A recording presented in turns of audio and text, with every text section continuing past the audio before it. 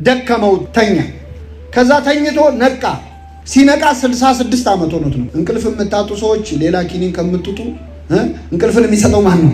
ሰው የተወለደበትን ሀገር የተወለደበትን አካባቢ መውደድ ኃጢአት አይደለም። የት አካባቢ ሰዎች መሆናቸውን ወይ በንግግራቸው ወይ በልብሳቸው ወይ በስማቸው ለይተን ያስቀየምናቸው ሰዎች አሉ። ክርስቶስን መምሰል ከፈለክ ሰው ከተወለድክበት ሀገር ውጭ እስኪጠራህ ድረስ የሚያምታታ ማንነት ይኑረህ።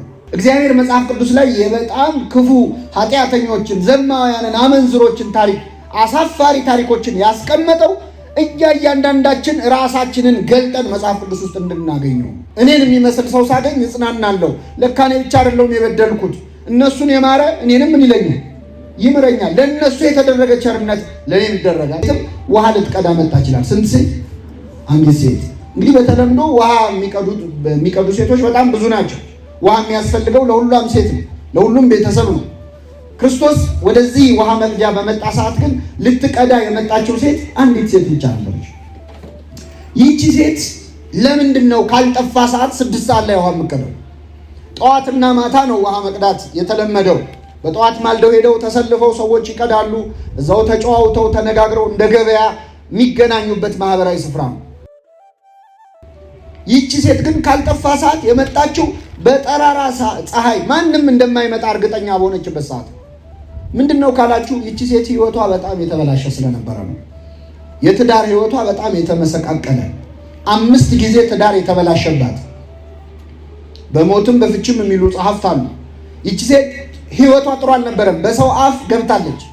5 ባሎች ነበሯት። አሁን አብሯት ደግሞ ስሜ ባንተ ይጠራ ብላ አብሯት የሚኖር ህጋዊ ያልሆነ ከህግ ውጭ ግን ባሏ ሆኖ የሚኖር አንድ ወንድ አለ። ስለዚህ እንዳመንዝራ ነው የምትታየው በሰዎች ዘንድ። እና 5 ባሎች የነበሯትና አሁን 6ኛ ትዳር እየሞከረች ያለች ሴት በማህበረሰቡ እንዴት ነው የምትታየው? ሰዎች ያንተ ህይወት ለተበላሸው እኮ አፋቸው አያርፍ። አንተ ለወደቅከው፣ ያንተ ትዳር ለፈረሰው፣ ያንተ ቤት ላዘመነው አንደበታቸው አያርፍም። ሰዎች ያማሉ፣ ይናገራሉ። የሰው ህይወት ሲበላሽ በተለይ በጣም ወሬው ይደምቃል። አይገርምም? የእሷን ነገር አየሽው ይላል ሰው አይደል? ያወራል። ፊት ለፊት የሚያገኟት መቼ ነው? ወይ ገበያ ላይ ነው ወይ ውሃ ስትቀዳ ነው። እንግዲህ የዛኔ ፌስቡክ አልነበረም።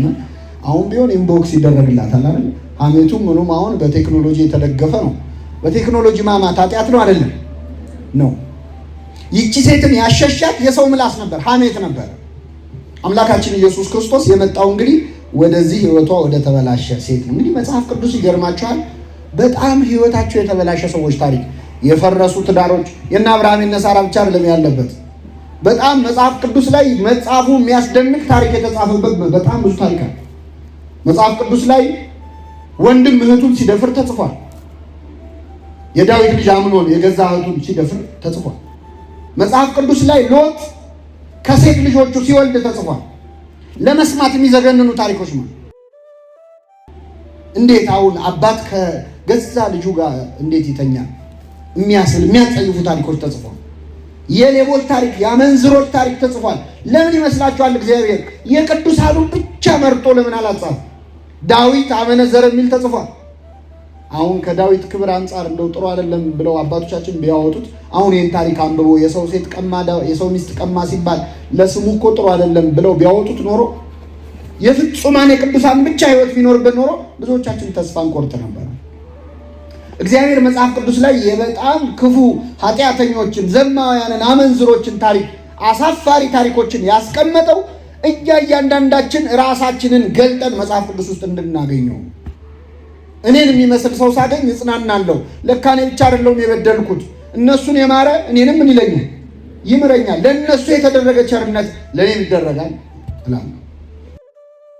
ሰካራሙ እንደሱ የሰከረ ያገኛል። ጥንብዝ ብሎ ሰክሮ ወድቆ እርቃኑን የሆነ ሰው ያገኛል።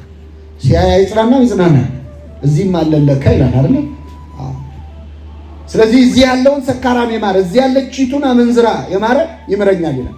እና የዚህ ሴት ታሪክ የተበላሸ ትዳር ከአንዴም ሁለቴ ከሁለቴም 3 4 5 ጊዜ የተበላሸባት ትዳር ያላት አሁን ደግሞ ያለችበት ህይወት አመንዝራነት የሆነ ሴት ታሪክ የተጻፈበት ነው። እቺ ሴት በፀሐይ የመጣችው ውሃ ልትቀዳ በዚህ ምክንያት ነበር። እንግዲህ መጽሐፍ ቅዱስ ላይ ውሃ ሊቀዱ መጥተው የምናውቃቸው ብዙ ሴቶች አሉ። እነ ርብቃን እናውቃለን፣ እነ ራሔልን እናውቃለን፣ የሙሴን ሚስት እናውቃለን። ውሃ ሊቀዱ መጥተው ባል አግኝተው ነው የሄዱት። ውሃ ሊጠጡ የሚጠጣ ውሃ ሊቀዱ መጥተው ውሃ አጣጭ ነው አግኝተው ሄዱት አይደል? በሁሉም ታሪክ ስታይ ራሔልንም ብታዩ መጣ አያት፣ ውሃ ጠጭኝ አይደለም ውሃ አጣጭኝ አላት ነው ምንድን ነው ውሃ አጣጭ አግኝቶ ነው ሄደው። ይህቺ ሴትም የነፍሷን ሙሽራ ክርስቶስን ያገኘችው በዚህ በውሃ ዳር ማለት ነው። ሁላችንም በነገራችን ላይ ከውሃ ዳር ነው አምላካችንን ያገኘ ነው። በጥምቀት አይደለም ያገኘ ነው። እና አምላካችን ኢየሱስ ክርስቶስ ወደዚህ ሴት ቀረበና ውሃ ጠጭኝ አላት ይላል። ውሃ ጠጭኝ አላት። ክርስቶስ ውሃ ጠጭኝ ብሎ መለመኑ ምንም እንደው ሌላ ትርጓሜውን ሳታዩት ውሃን የፈጠረው ማን ነው? ራሱ እግዚአብሔር። ውሃን የፈጠረው አምላክ ውሃን ሲለምን ተመልከቱ። መልክአ ሕማማት ላይ ዘሰአል ከማ የምነ ሳምራዊት ብእሲት ይላል። ከሳምራዊቷ ሴት ውሃን የለመንከው ሆይ ከመትፈጽም ኩሎ ነገረ ትስብእት፣ የትስብእትን ነገር ሰው የመሆንን ልማድ ትፈጽም ዘንድ ውሃን ከሳምራዊቷ ሴት የለመንከው ሆይ ይላል አባ ጊዮርጊስ። ከዛም ይለዋል እንዛ አንተ ማየ ሕይወት፣ አንተ የሕይወት ውሃ ስትሆን ይለዋል ክርስቶስ። የሕይወት ውሃ ማን ነው? ውሃ ሆኖ ውሃ ለመናት ይችን ሴት ውሃ ጠጭኝ ብሎ ቀርቦ ጠየቃት። ክርስቶስ ለመነ። እንግዲህ አንዱ እኛ በሱ ድህነት ባለጠጎች እንሆን ዘንድ ስለኛ ድሃ ሆነ እንዳለ ቅዱስ ጳውሎስ ክርስቶስ በምድር ላይ በቆየ ጊዜ ለምኗል። ድሃ ሆኗል። ማደሪያ ቤት አልነበረውም። ለቀበሮች ጉድጓድ አላቸው፣ ለሰማይ ወፎች መሳፈሪያ ያላቸው፣ እኔ ግን ራሴን የማስጠጋበት የለኝም ብሎ ነበር።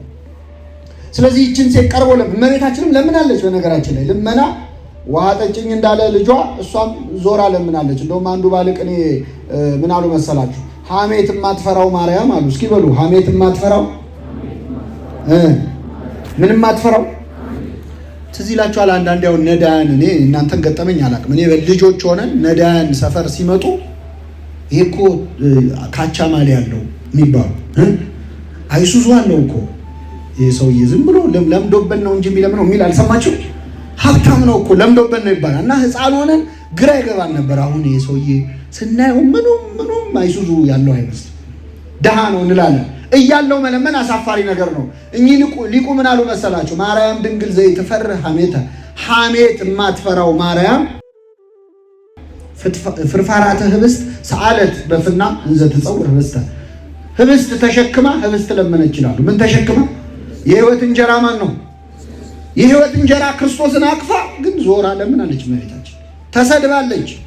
ይህን መልክ ይዘሽ ልመና የወጣሽው አመልሽ ቢከፋ ነው ተብላለች። አምላካችን ኢየሱስ ክርስቶስም በትህትና ውሃን ለመነ። ውሃ ቀላሉ ምጽዋት ነው። ውሃ መስጠት በጣም ለማንም ሰው የሚቀል ነገር ነው። ለዚህ ነው አምላካችን በዕለተ ምጽአት ዳግም ሊፈርድ ሲመጣ ብራብ አላበላችሁኝም፣ ብጠማ ብራብ የሚለው ገንዘብ ላለው ሰው ነው። አላበላችሁኝም ሲባል ገንዘብ ያለው ሰው ነው የሚጠየቅ። ገንዘብ የሌለው እኔ እንኳን ላበላ እኔ የምበላው የለኝም ይላል። ብጠማ አላጠጣችሁኝም ግን ለድሃውም ነው። ቢያጣ ውሃ ያጣ ውሃ እንኳን መስጠት። አይ ውሃም የለኝም ካለ ደግሞ ብታሰር ምን አላላችሁ? ለመጠየቅ የሚያስፈልገው እግር ብቻ ቢያንስ በእግር ሄደ ለምን አልጠየቅም ይላል። እና አምላካችን ኢየሱስ ክርስቶስ ይችን ሴት ቀርቦ ውሃ ጠጭኝ ብሎ ለመናት። ሴቲቱም እንዲህ አለች፣ አንተ የይሁዳ ሰው ስትሆን ሳምራዊት ከመሆን ከኔ መጠጥ እንዴት ትለምናለህ አለች። አይሁድ ከሳምራውያን ጋር አይተባበሩም ነበርና ይላል ወንጌሉ። በጣም ይገርማል። የለመናት ምንድን ነው? ውሃ። ውሃው አይሁዳዊ ነው ሳምራዊ ነው? ውሃው መልሱልኝ። ውሃ ነው አይደለም? ውሃ ጠጭኝ ሲላት ምን አለች? ሳምራዊት ስሆን አይሁዳዊ ስትሆን ሳምራዊት ከመሆን ከኔ እንዴት ውሃ ትለምናለህ አለች። እዚህ ውስጥ በጣም ብዙ ታሪክ አለ። ሳምራውያንና አይሁዳውያን ምዕመናን በጣም የሚገርም አይነት ጸብ ያላቸው ናቸው በመጽሐፍ ቅዱስ። መነሻ ታሪኩ ወደኋላ ስንሄድ እስራኤላውያን በአንድ ወቅት ተግዘው ነበረ። እንግዲህ ቅኝ ግዛትና መጋዝ ግዞት በጣም የተለያዩ ነገሮች ናቸው። ለምሳሌ አሁን የእኛን ሀገር በጣሊያን ጊዜ ጣሊያን መጥቶ ኢትዮጵያን ወረረ ይባላል። እሱ ቅኝ ግዛት ነው፣ ወረራ ነው የሚባለው። ግዞት ማለት ግን ኢትዮጵያውያንን መጥቶ ሀገሪቱን አቃጥሎ አሰልፎ ወደ ጣሊያን ይዞ መሄድ ማለት እሱ ግዞት ተብሎ ይጠራል። እስራኤል ላይ የደረሰባት ይሄ ነበረ። ባቢሎናውያን መጡ፣ ቤተ መቅደሱን አፈረሱ፣ ወርቁን ንብረቱን ዘረፉ፣ ህዝቡን አሰልፈው ወደ ባቢሎን ይዘው ሄዱ። ባቢሎን ተግዘው ሄደው እስራኤላውያን 70 ዓመታት ያህል ቆዩ ይላል። ስንት ዓመት? 70 ዓመት እግዚአብሔር ያሳያቸው እና እዛው ቆይተው ተስፋ ቆርጠው ነበረ። ይሄ ሊሆን ገና ልክ ሊጋዙ 1 ዓመት ሲቀረው አቤሜሌክ የተባለ አንድ ሰው ነበረ። ኢትዮጵያዊ ነው፣ ጃንደረባ ነው። እሱና ባሮክ ይጸልዩ ነበር። የኢየሩሳሌምን ጥፋት አታሳየን እያሉ እስኪ በሉ የኢየሩሳሌምን ጥፋት እያሉ ይጸልዩ ነበር። በኋላ እግዚአብሔር ሁለቱን ብቻ እንዳያዩ ስለፈለገ ነቢዩ ኤርምያስን ባሮክን ከመቃብር ቤት እንዲሄድ እዘዘው አለው። መቃብራዊ ነቢያት ጋር ሄደ። አቤሜሌክን ግን ምን አለው? ሂድና ቀጥፈህ በለስ ይዘልኝና ቶሎ አሁኑኑ ብሎ ላከው። አቤሜሌክ እሺ ብሎ ሮጦ ለኤርምያስ በለስ ሊያመጣ ሄደ።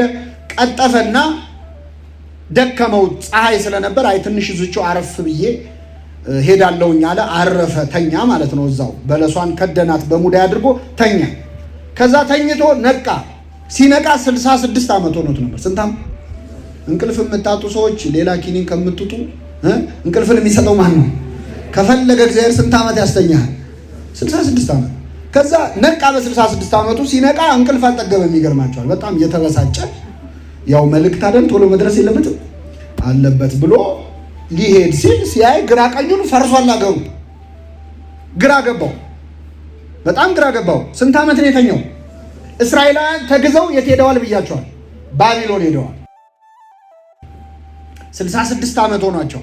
ከዛ ግራ ሲገባው የእግዚአብሔር መልአክ በሽማግሌ መልክ ተገለጠለት። ምን ነው ምን ሆንክ አለው። አይ ኢየሩሳሌም እኮ ቤት በኩል መንገዱ ጠፋብኝ እኮ ሲል፣ እንዴ አልሰማም እንዴ? ኢየሩሳሌም እኮ ከፈራረሰች ህዝቡ ከተጋዘ ስንት ዓመት ሆኖታል አለው ሲለው፣ አይ ኦሪት ሽማግሌን አክብር ገጸ አረጋዊ ትላለች እንጂ አይምሮውን ያጣ ሽማግሌ ብዬ በሰደብኩ ነበር አለ። ያው ኢትዮጵያ ያሽሙር ይችላል ታውቃላችሁ። ሰደበው አልሰደበው? በሰደብኩ ነበር አለው። በኋላ አስረዳው። ወደ መቃብር ሲሄድ እውነትም ተግዘዋል። 4 ዓመት ቀረው አሁን ሊመለሱ። ከእንቅልፍ ያስነቃው እግዚአብሔር መመለሻቸው ጊዜ ስለደረሰ ሚጠታቸው ማለት እና በጣም ይገርማቸዋል። 14 ጊዜ በየዓመቱ ቅዱስ ሚካኤል ይለምን ነበር። በ10ቱ አርባዕቱ ትንብልና ከንለዋለን ቅዱስ ሚካኤል በ70 ዓመት ውስጥ በየ5 ዓመቱ ቅዱስ ሚካኤል ይጸልይ ነበረ። 70 ዓመት የተቆጣቸውን የማትምራቸው እስከ መቼ ነው እያለ ዘካርያስ 1:12 ላይ ታገኙታላችሁ። እና አሁን እግዚአብሔር ይቅር የሚልበት ዘመን ደርሷል እና መልእክት ላክ ተባለ። መልእክት ተላከም። አዋጁ ምን መሰላችሁ? እስራኤላውያን ወደ ሀገራችሁ ልትመለሱ ነውና ተዘጋጁ። ከ4 ዓመት በኋላ ባቢሎን ውስጥ ያላችሁን ምንም አይነት ግንኙነት አቁሙ፣ ንብረቶቻችሁን አዘጋጁ፣ ሸክፉ፣ በ4 ዓመት ውስጥ ወደ ሀገራችሁ ትመለሳላችሁ ተባሉ። የሚያሳዝነው አንዳንድ እስራኤላውያን ሕጉን ጥሰው ከባቢሎናውያን ጋር ተጋብተው ነበር። የተጋባንስ አሉ ፍቱ አሏቸው ነቢዩ ኤርምያስ። ፍቱ በቃ የእግዚአብሔር ሕዝብ ነን ካላችሁ ተመለሱ ወደ ሀገራችሁ ተባሉ። ከዚያ አብዛኛው ሰው እሺ ብሎ ይህንን ትእዛዝ ፈጸመ። እዛ የተጋቡ የተዋለዱ አንዳንድ ሰዎች ግን አይ አገራችንንም የሚከለክለን የለም፣ ትዳራችንንም የሚከለክለን ከነ ልጆቻችን አገራችን እንገባለን። መጡ። ሊገቡ ሲሉ ግን መንገድ ዘግተው አትገቡም፣ እናንተ የእግዚአብሔርን ሕግ አልጠበቃችሁም፣ ከአሕዛብ ተቀላቅላችኋል፣ አንፈልጋችሁም አሏቸው። ዘጉባቸው። መንገድ ሲዘጉባቸው አይ ካልሆነ ብለው ተመልሰው ወደ ባቢሎን ሄዱ ሊኖሩ። ሲሄዱ ደግሞ አንፈልግም ብላችሁ አይደል እንደ ባቢሎንን ጥላችሁ ሄዳችሁት፣ እኛም ምን አንላችሁ። መሀል ላይ ቀሩ። ሲቀሩ ምን አደረጉ? ተማከሩና በቃ እዛው እስራኤል ሄደን ቀረብ ብለን እንስፈር፣ ከኢየሩሳሌም ባያስገቡንም አብረን እንስፈር፣ ለነሱ ሲዘንብ ለኛ ምን ይላል ያካፋል ብለው። እነዚህ ሰዎች ናቸው ሳምራውያን ተብለው የሚጠሩ። ሰመርናሃ ብለው ቦታዋን ወደድናት ብለው ይላሉ ሊቃውንት። ቦታዋን ወደዋት እዛቸው አካባቢ ሰፍረው ነበር። ስለዚህ ይጠሏቸዋል። የሚጠሉበት መጠን ደግሞ ልነግራቸው አልችልም። ሳምራውያንን ማናገር፣ መንካት፣ በጣት ሰው በጣቱ ከነካ የማንጻት ስርዓት ካልፈጸመ ራሱ ወደ ኢየሩሳሌም ተመልሶ አይገባም። አሳማ እንደበላ ሌላ አስከሬን እንደነካ ረከሰ እንደሚባለው ሳምራውያን ጋር መተባበር በጣም መጸየፍ ነበረ በእስራኤል ዘንድ። አይሁድ እንደውም ጭራሽ ቢላሉ መሰላችሁ የሰማርያ ሰው ሞቶ ራሱ አይነሳም፣ ትንሣኤ የለውም ይላል። ሞቶ ነው የሚቀረው። በጣም ይጠሏቸው ነበረ እና ከነሱ ጋር አብረው አይበሉ። የነሱን ምግብ ከመብላት በረሃብ መሞት ይመርጣሉ። በጣም ይጠሏቸዋል። አንድ ሳምራዊ ሴት ሰው ቀርቦ ውሃ ጠጭኝ ማለት የሚያስገርመው ለዚህ ነው። ምን አለች እቺ ሴት? አንተ አይሁዳዊ ስትሆን ሳምራዊት ከመሆን ከኔ እንዴት ውሃን ገርሟት ነው።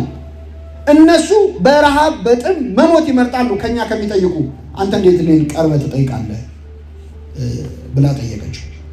በምን አወቀች? እዚህ ላይ በጣም ዛሬ ሰፋ አድርገን የምናየው ክርስቶስ መጥቶ እኔ ከይሁዳ የመጣሁት ብሏታል አላለም። ምንድን ነው ያላት? የመጀመሪያ ንግግሩ ውሃ ጠጪኝ።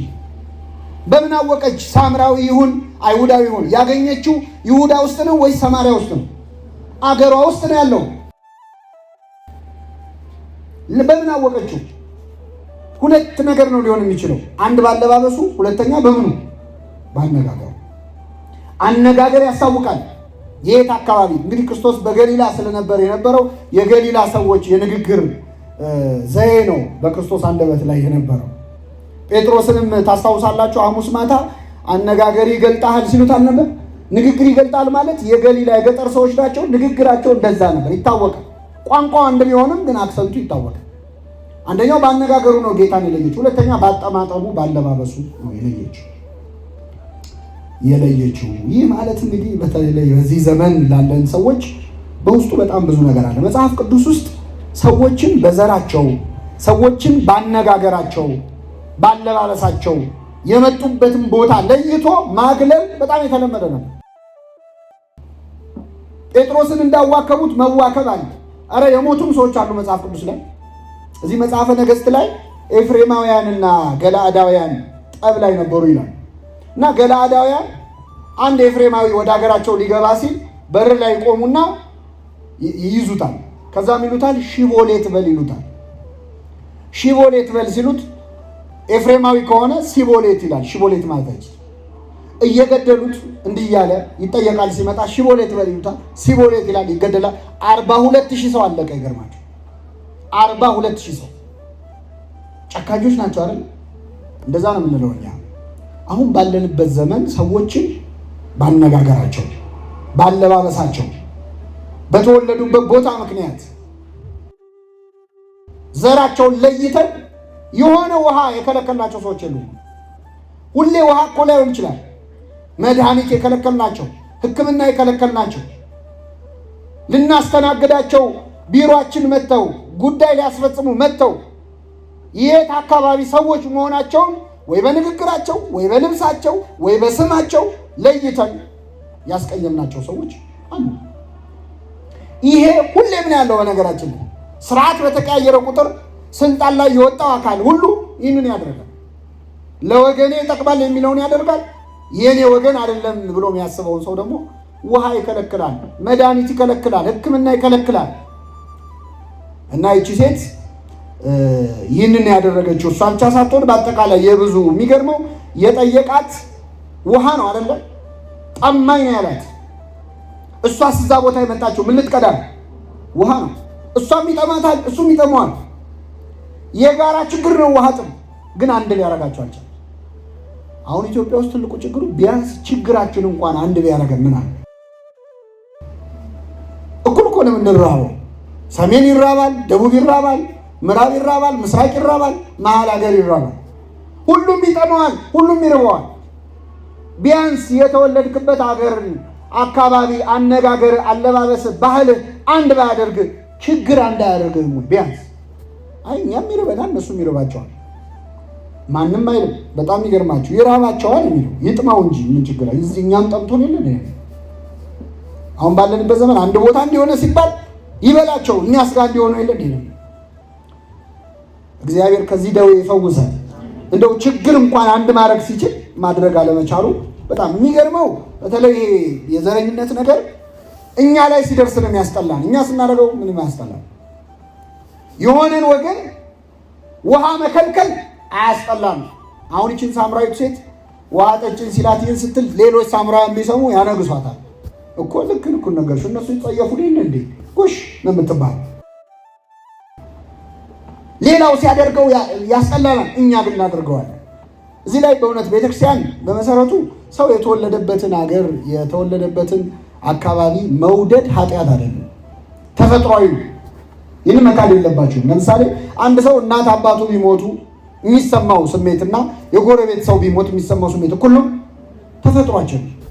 ስለዚህ የተወለድክበትን አካባቢ የበለጠ መውደድ፣ ለሆነው አካባቢ ደንገጥ ማለት ይሄ ተፈጥሯዊ ነው። ይሄ መጽሐፍ ቅዱስ ላይ 1000 ልንጠቅስ እንችላለን። የሀገር ፍቅር፣ የአካባቢን መውደድ ምንም ጥርጥር የለውም።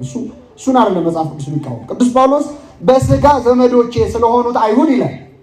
በስጋ ዘመዶቼ ስለሆኑት አይሁድ እኔ የኔ ነፍስ ብትኮነን እመርጣለሁ እነሱ ይድኑ ከሆነ ይላል። ቅዱስ ነቢየ እግዚአብሔር ሙሴ ደግሞ ምን ይላል? እነሱን ከምታጠፋ እኔን ከሕይወት መጽሐፍ ምን በለህ ሰርዘኝ ብሏል። ግብፃውያን እኮ ሲጠፉ እነሱ ከሚጠፉ አላለ። የገዛ ወገኖቹ ሲሆኑ ግን ይሰማዋል። ይሄ ተፈጥሯዊ ጉዳይ ነው። እሱን አይደለም የምንቃወመው። መጽሐፍ ቅዱሱም ክርስትናውም የሚቃወመው ምኑን ነው? የኔ አይደለም ብለህ የምታስበውን ሰው ውሃ ስትከለክለው፣ የኔ አይደለም ብለህ የምታስበውን ሰው ጥም ስትንቀው ነው። እንደጠማው እንደተቸገረ እንደተራበ እያየህ ይበለው የምትል ከሆነ ያ ነው በጣም በተለይ ለክርስቲያን በተለይ በጣም አሳፋሪ። ቅዱስ ዮሐንስ አፈወርቅ አንድ ሰው ክርስቲያን ነኝ ሲል በሉ እስኪ አይ በሉ እንጂ ሀገሩን፣ ዜግነቱን፣ ስራውን ተናገረ። ምን አንድ ሰው ክርስቲያን ነኝ ካለ መጀመሪያ ምኑን? ሀገራችን ቤት ነው? በሰማይ ነው። ዜግነትን ተናገረ። ምን? ሰማያዊ ዜግነት ነው። ዘሩን ተናገረ። ምን? የማይጠፋ ዘር። ስራውን ተናገረ። ምን? ባህሩንና የብሱን የፈጠረውን እግዚአብሔርን ማምለክ ነው ብሏል እኮ ኢዮብ። ወደ ነነዌ ላለመሄድ ሸሽቶ መንገድ ላይ ሰዎች ሲያናገሩት አገር የት ነው? ስራ ምንድን ነው አሉት። ስራዬ ባህሩንና የብሱን የፈጠረውን እግዚአብሔርን መማረክ ነው፣ ማምለክ ነው። ክርስቲያን ነኝ ስትል ይህን ሁሉ ጠቅልለህ እየተናገርኩ እና አሁን እኛ ከሰውነትም አንሰን በጣም በሆነ ነገር ታጥረን ያለ ነው። እግዚአብሔር በቸርነቱ ይፈውሳል። እኔና እናንተ አሁን እዚህ ምድር ላይ ተገናኘን እንጂ ሌላ ፕላኔት ላይ ብንገናኝ፣ ጁፒተር ላይ ብንገናኝ ደስ አላችሁ? ከየት ነው የመጣው ብላችሁ ከየት ነው የምትሉት? ከአዲስ አበባ ምናምን ክፍለ ከተማ ነው የምትሉት? ከምንድን ነው መጣው የምትሉት? ከመሬት። ለክርስቲያን እኮ አይደለም የተወለደበት አካባቢ ኢትዮጵያም ተጠበዋለች። አይደለም ኢትዮጵያ አፍሪካም ተጠበዋለች። አይደለም አፍሪካ ዓለም ራሷ ተጠበዋለች። በጣም ጠባብ ነች እቺ ትንሿ ዓለም የምትባለው ኳስ፣ ያኛው ዓለም ስላለ ማለት እና እግዚአብሔር ትንሽ ሰፋ አድርገን ለማሰብ በቸርነቱ ይርዳል። እና የሚገርማችሁ ክርስቶስ ግን ሳምራውያንና አይሁዳውያን መሀል ያለውን ጸብ በደንብ ያውቃል። ግን የኖረው ከዛ በተቃራኒ ነበር። ጥቂት ነገሮች ልንገራቸው። አንደኛ ክርስቶስ ይሰደብበት ከነበረው ስም አንዱ ሳምራዊ መባል ነበር። ዮሐንስ ወንጌል ምዕራፍ 8 ቁጥር 48 ላይ ምን አሉት አይሁድ? ሳምራዊ እንደሆንክ ጋኔን እንዳለብህም በማለታችን መልካም እንለለ አሉ። ምን እንደሆንክ ክብር ይግባውና አሁን ክርስቶስ ጋኔን አለብህ ይባላል። ግን ጋኔን አለብህ ከማለት ጋር አብረው ምን እንደሆንክ ነው ያሉት? ሳምራዊ። ሰው በተወለደበት ሀገር በብሔሩ በዘሩ መስደብ ማለት አንተ እንደዚህ አንተ እንትን ብሎ ማለት ነው። አካባቢውን የተወለደበትን ዘር መስደቢያ ማድረግ፣ አነጋገሩን መስደቢያ ማድረግ። ሲቦሌት ስላሉ አልገደልን ይሆናልኛ በአነጋገራቸው ምንዘብትባቸው፣ ባለባበሳቸው ምንዘብትባቸው ግን አይጠፉ እና ክርስቶስ በጣም በሚገርም ሁኔታ ሳምራዊ ይባል ነበር። ከአይሁድ ወገን ግን ነበር። እሱ በይሁዳ ዘር ተወልዶ ግን ሳምራዊ ይባል ነበር። ክርስቶስን መምሰል ከፈለክ ሰው ከተወለድክበት ሀገር ውጭ እስኪጠራህ ድረስ የሚያምታታ ማንነት ይኑረ። አምላካችን ምን አለ? የእግዚአብሔርን ስጦታና ውሃ ጠጭኝ የሚልሽ ማን እንደሆነ ብታውቂ አንቺ ትለምኚው ነበርሽ፣ የሕይወት ውሃም ይሰጥሽ ነበር አላት። የማንን ስጦታ? የእግዚአብሔርን ስጦታና ውሃ ጠጭኝ የሚልሽ ማን እንደሆነ። እንግዲህ ስጦታ የእግዚአብሔር ስጦታ ራሱ ነው። ኃይሉ ለአብ ወጸጋ ዘአሕዛብ ተብሎ የሚጠራ የአብ ኃይሉ የአሕዛብ ስጦታቸው ጸጋቸው ተብሎ የሚጠራ ራሱ ክርስቶስ ነው። የእግዚአብሔር ስጦታ የሆንኩ እኔን እና ውሃ ጠጭኝ የሚልሽ ማን እንደሆነ ብታውቂ የሕይወትን ውሃ እንዲሰጥሽ ትለምኚው ነበር አላት። እዚህ ላይ ክርስቶስን መልስ በደንብ አስተውሉ። አንተ የይሁዳ ሰው ስትሆን ሳምራዊት ከመሆን ከኔ እንዴት ውሃ ትለምናለህ ስትለው ውሃ ጠጭኝ የሚልሽ ማን እንደሆነ ብታውቂ የሕይወትን ውሃ ምን ትይው ነበር? ትለምኚው ነበር አለ እንጂ በዘር ጉዳይ ላይ ሐሳብ አልሰጠም። ክርስቶስ አልሰጠም። አይ እኛ እኮ ሳምራውያንን እኮ እንትን የምንላችሁ አላለም። ሁሉም እኮ አይደለም፣ ሁሉም አይሁዳዊ እኮ ዘረኛ ነው ማለት አይደለም አላለም። ጭራሽ ጥያቄውን አለፈው። የዘር ጉዳይ ሲነሳ ጥያቄ የሚያልፍ ክርስቲያን ያድርገን እግዚአብሔር።